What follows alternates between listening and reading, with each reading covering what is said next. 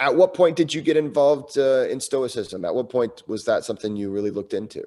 So I always thought I was a Stoic. Yeah. All my life. I was born in the UK. I'm English, stiff upper lip, don't show emotions, be very stoic. Right. That's small s Stoic. Uh-huh. I didn't know what a Stoic was. I thought a Stoic was somebody who just didn't have emotions. And I didn't have emotions. I had no emotions. Turned those off years ago. And that was the source, I believe, of the inflammatory disorder. Was manifesting itself in disease in my body. Yeah. And so it was during my process of learning to breathe. And what happened that first time I did the breath work and I held my breath, and or at the end of it, I felt good. What I believe happened, looking back, at the time, I understood that it was just the rush of norepinephrine, adrenaline, and that flushes out inflammation in your body. You get a rush of dopamine, blah, blah, blah, all good stuff.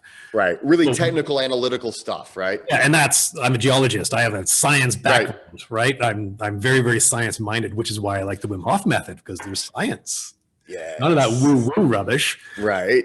And what I believe happened was I tapped the pressure valve a little bit, and I let off a little bit of that emotional tension inside of me that I hadn't dealt with. Yeah. Ever. And so every time I did this breath work, I just had let a little, you don't have a balloon and you just let it squeak out a little bit. I was letting some of that air squeak out a little bit each time the pressure was going down. And that was what was allowing my body to start to recover. Processing in a healthy way. Yeah. But this was all in retrospect, because I wasn't aware of it at the time. It's hard to be aware, right? It really is hard to be fully aware. Well, and we don't. We're not aware. We started off this conversation as that. We were not aware. We just coast through life. Yes. And we get to the end, and nobody lies on the deathbed and says, "Oh, I'm glad I wasn't aware of any of that." or perhaps we should do that. I don't know. That's an argument could be made there. Yeah, it goes both ways in that one. But what happened when I did my advanced course in 2017 down in California?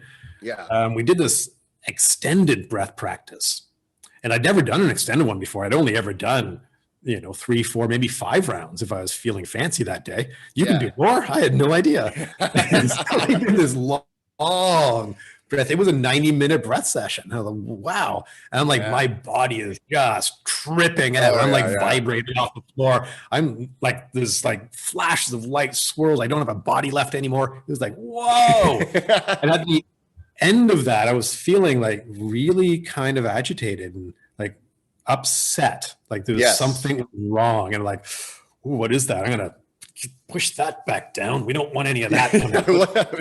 No, can't do that. No, don't want to feel that. That's bad. Yeah. And successfully put it away.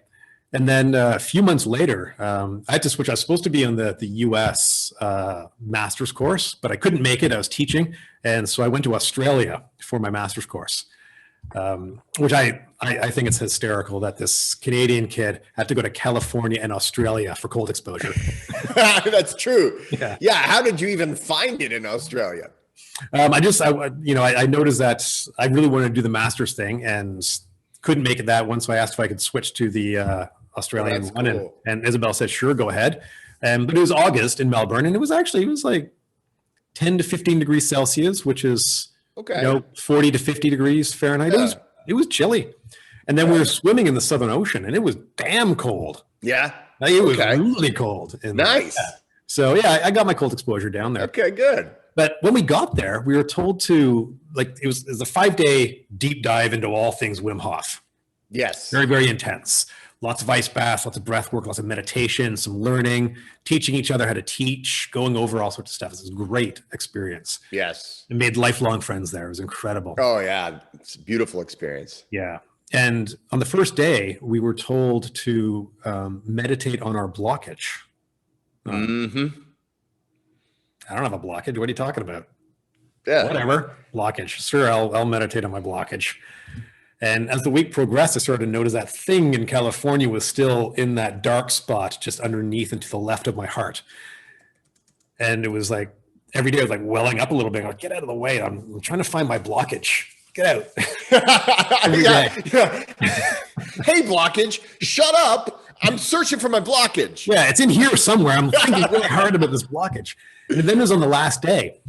And it was a long 90-minute breath session and just tripping balls. Oh my God. And we did a future self meditation, met an old man version of me.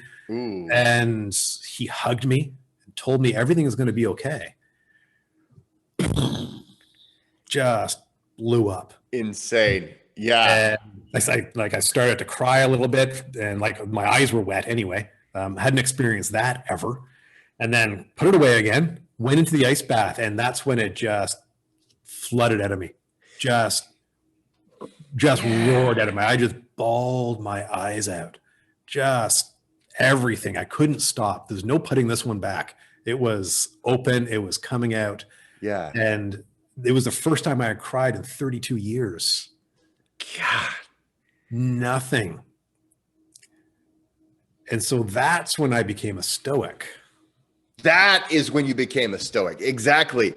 When you addressed your fears, when you addressed your blockage, your emotions.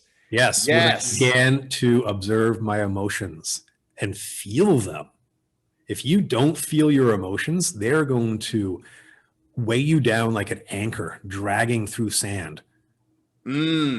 Every emotion, whether it's a good emotion or a bad emotion, there's no such thing.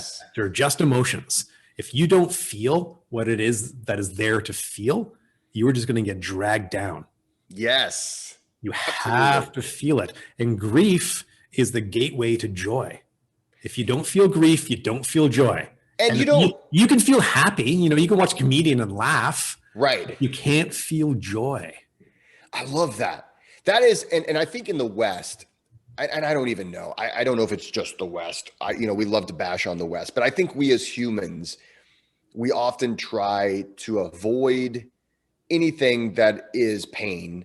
Yeah. And this does, obviously I would never say, hey, go seek out, pain, but you're absolutely right. I think about the worst things that have happened in my life and the utter joy and the growth that those things have caused. And I wouldn't want to, it's one of those things where you had to earn that joy, right? You do kind of do the work.